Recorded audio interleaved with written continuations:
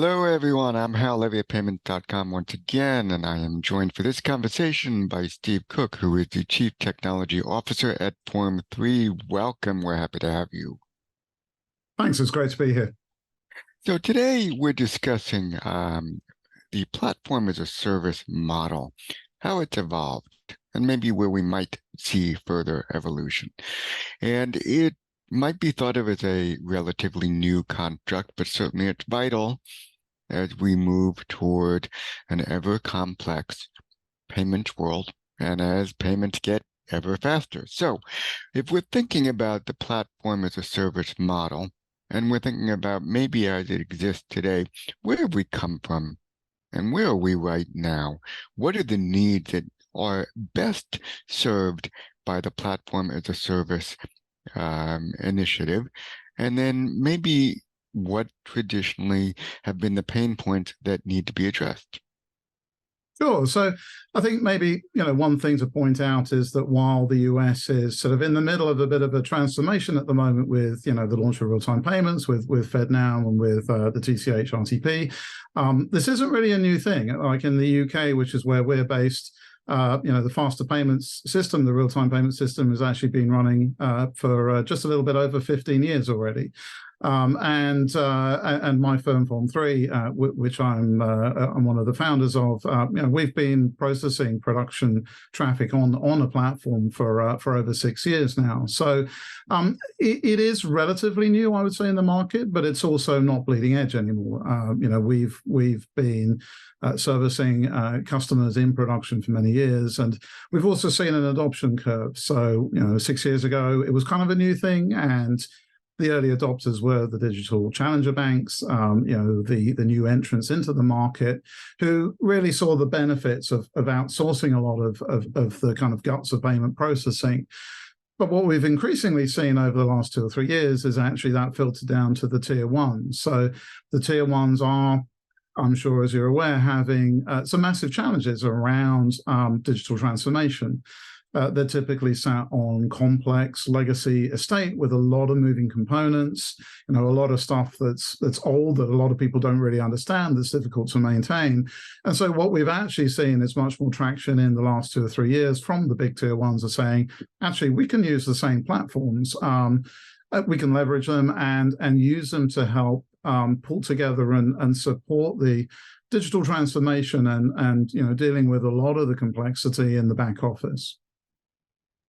Now, you mentioned some challenges, and you mentioned, of course, the legacy systems, the ability to even function without having to do the rip and replace, very drastic changes that have been out there before. So the platform as a service model has a level of adaptability built into it, which might even lend itself to future-proofing.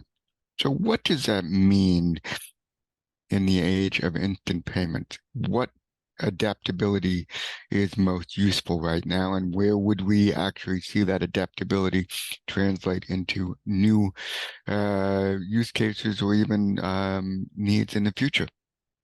Yeah, sure. I mean, as you say, I think it is for many of our tier one customers a very complex estate. They're trying to juggle both digital transformation and evolution and solving issues with their current platform, as well as adopting instant payments, so particularly in the US, where it's all kind of brand new. And I think the whole market, customers and FIs and us included, are still trying to feel our way a little bit around, what kind of customer journeys, what kind of customer enablement will this help provide? So there are clearly a lot of moving pieces. I think one of the things that payments platforms can provide is a very flexible way to allow customers and FIs to potentially move part of their payment journeys piecemeal. It's not necessarily rip and replace, as you said. It's something that can sit alongside existing flows and help FIs migrate piece by piece across onto a new technology stack without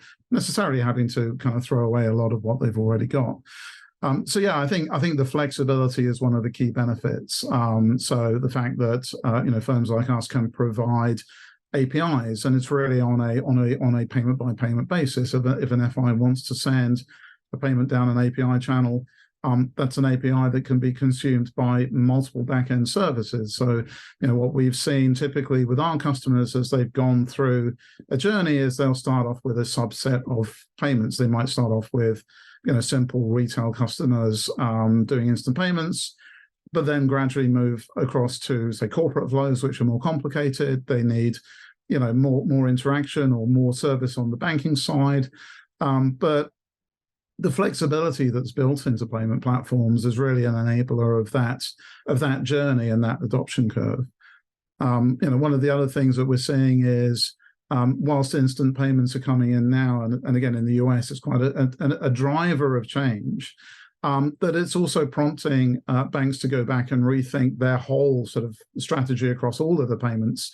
There's an opportunity for consolidation there as well. So we're seeing, customers wanting to engage and talk not just about actually how can we better service customers with instant payments, how can we adopt instant payments quickly and integrate that into our back office, but also actually if we've got all this new technology, if we've got simple API access and the ability to route payments that way, why wouldn't we use it for ACH as well? Why wouldn't we use it for high value payments? So a lot of the discussions that we're entering into now are how can FIs actually consolidate and simplify a lot of their estates by effectively, adopting a platform that has multiple channels, has multiple instant and ACH payment types, and can help kind of bring that all together. Your own company has a unique vantage point. As you mentioned earlier, some of this has been around, the platform as a service model has been around for a while. Yet here in the States, at the time of this conversation, the FedNow service is roughly a month and a half old. What are your thoughts about some of the challenges that have been evident during both the testing, the piloting, and now the go live phase for the FedNow service that show we both know the demand is there for the instant payment, but maybe what's been out in the field, so to speak, that show the value of a platform as a service model. What are your thoughts there? Yeah, sure. I mean, I think a big challenge there for the banks is this is effectively a mandatory project that forces them to start ripping up parts of their back office, right? So this is not something that comes along very often that says, actually, if you've got, an old batch file-based system, that's no longer really fit for purpose. And so I think one of the things that we're seeing is actually us being able to help the customers, the big FIs with that migration process. So it's beyond just a swap out of technology of just let's replace this gateway with something else. It's much more fundamental. FIs are having to look through multiple channels. How are payments captured? And frequently, in legacy systems, there was a lot of overlap and a lot of complexity where, payments might be captured through an online banking or a phone or a digital channel or an app, but actually have very different flows through the back office and out to, maybe systems that were consolidating payments and dispatching them for ACH. One of the challenges is that that's all being kind of called into question now, right? You're going to have to, if you're an FI, you're going to have to enable all those different payment flows. You're going to have corporate customers that are saying, we want to offer this. You're going to have e-commerce customers that are saying, we want to be able to accept and distribute, real-time payments out. You have retail demands that are saying, well, actually, this is available. Why can't I use it? And so I think a big thing is actually helping the FIs and the customers work through all of these different sort of interconnected moving parts. And by giving them effectively a flexible platform that allows them to say, well, actually, we've got one flow here. We can kind of pull that across into an API. We've got another flow in another part of the bank, but actually we can just use the same tools. We don't have to link it all together internally. We don't have to have, single points of interaction in and out. I think that's really the power, to be able to give the banks the flexibility to, work through each one of these flows and be able to prioritize on their side what is important for customers and what is important for their business. I think in terms of how that evolves, I think that'll be very interesting to see as well. Certainly, we've seen in the UK over the past 15 years, real-time payments has just become the norm. We've seen exponential growth in terms of the number of transactions, in terms of microtransactions, small value transactions in real time. The adoption of new transactional models as well, right? So, in the UK over the past few years, we've seen open banking as an example take off, offering alternate rails for payments. So it's not just cards and cash. It's actually you can enable lots of different ways and lots of different services for end customers, whether that's pay as pay by installments or pay by bank, and that offers flexibility to customers, and it also potentially offers big cost savings to the financial institutions because they'll be able to move things onto account-to-account rails that traditionally haven't been there.